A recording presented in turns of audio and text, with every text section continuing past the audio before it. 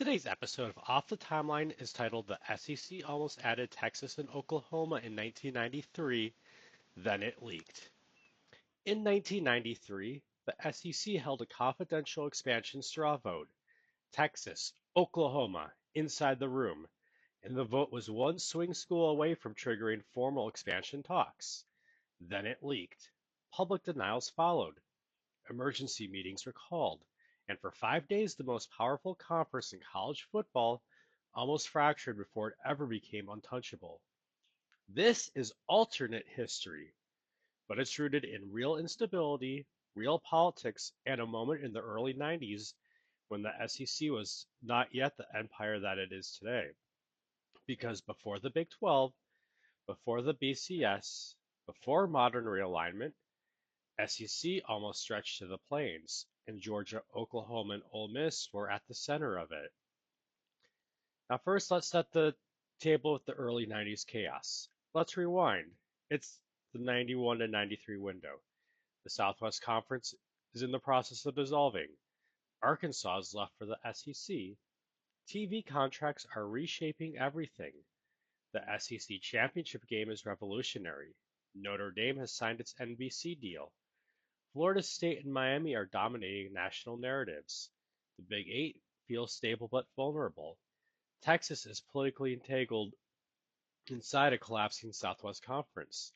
And this is where our alternate history divergence begins. Instead of quietly waiting for the Big 12 to form in 1996, Texas explores leverage, and Oklahoma refuses to be boxed in. And that sets the table for why Texas and Oklahoma would even listen. Now, you might be thinking to yourself that Texas would have never considered the SEC that early, but look at the timing. In 92 and 93, the Southwest Conference TV deal stalls, state politics complicate merger talks, Arkansas has already defected, and the Big Eight doesn't control Texas's fate yet. Texas doesn't need to jump, they just need leverage. And Oklahoma sees the writing on the wall. If Texas dictates merger terms later, Oklahoma risks being dragged into a power imbalance. So in this alternate history, quiet feelers go out, not public negotiations, not press conferences, but exploratory conversations. And that sets the table for the SEC West smelling opportunity. Now we flip the perspective. Alabama, LSU, Auburn. They see Florida rising. They see Florida State controlling headlines. They see Miami shaping the national championship picture.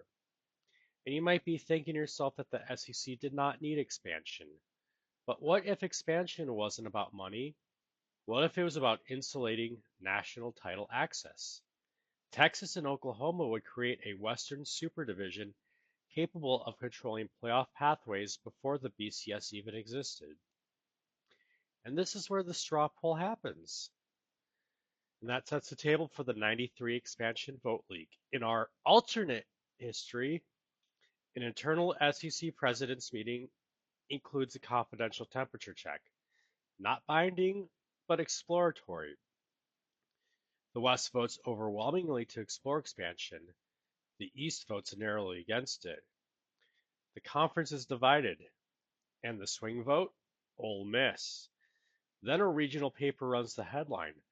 SEC sources confirm expansion vote divided conference. Public denials follow. Emergency calls. Closed door damage control. But for 5 days, the SEC's internal fracture is visible. And that sets the table for Georgia leading the East Bloc. And you might be thinking to yourself that Georgia wasn't powerful enough to resist expansion. Alone? No. But with Tennessee and Florida, yes. The East fears permanent imbalance. Imagine an SEC West with Bama, LSU, Auburn, Texas, and Oklahoma. That's not a division, that's a gauntlet. Georgia becomes the quiet coalition builder, not loud, not dramatic, but strategic. And that changes SEC politics permanently. And that sets the table for Ole Miss, the swing vote. And you might be thinking to yourself that Ole Miss would never risk destabilizing the SEC. Correct? And that's the point.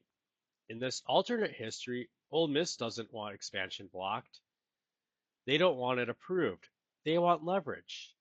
If Texas and Oklahoma join, mid-tier schools risk being buried. If expansion fails, the East consolidates power, so Ole Miss hesitates, and that hesitation freezes the vote.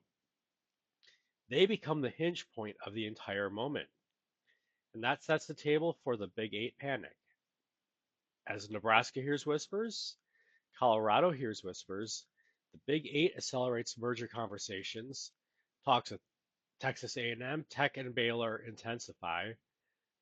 The near SEC move forces the Big 12 to form faster and more defensive in this alternate history. No one leaves, but everyone reacts. That's the ripple. And that sets the table for the long-term scar. Here's where this gets powerful. After the leak, the SEC quietly amends its bylaws. Supermajority requirements, geographic review clauses, divisional balance safeguards. Nothing dramatic, but structural rigidity increases. And you might be thinking to yourself that this doesn't change history much. But fast forward to the 2010s. When realignment takes off, the SEC moves slower, more strategically, more cautiously, because they remember 1993.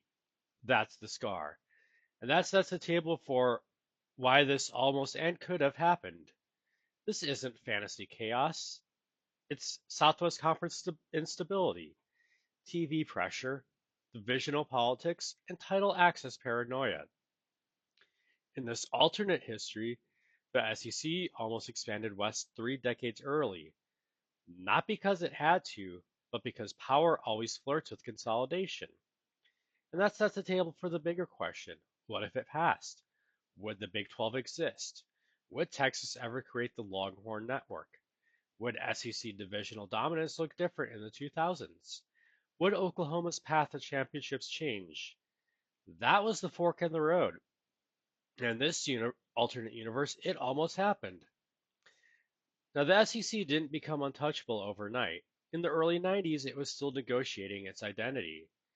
And in this alternate history, one leaked vote nearly reshaped the entire conference map decades early. So here's what I want to know. Do you think the SEC should have expanded in 1993? Would Texas and Oklahoma have changed the power balance earlier? Or did the East save the conference from itself? And if you enjoyed this deep dive into conference politics and near miss realignment chaos, make sure to like the video, comment your take, and subscribe for more alternate history college football breakdowns.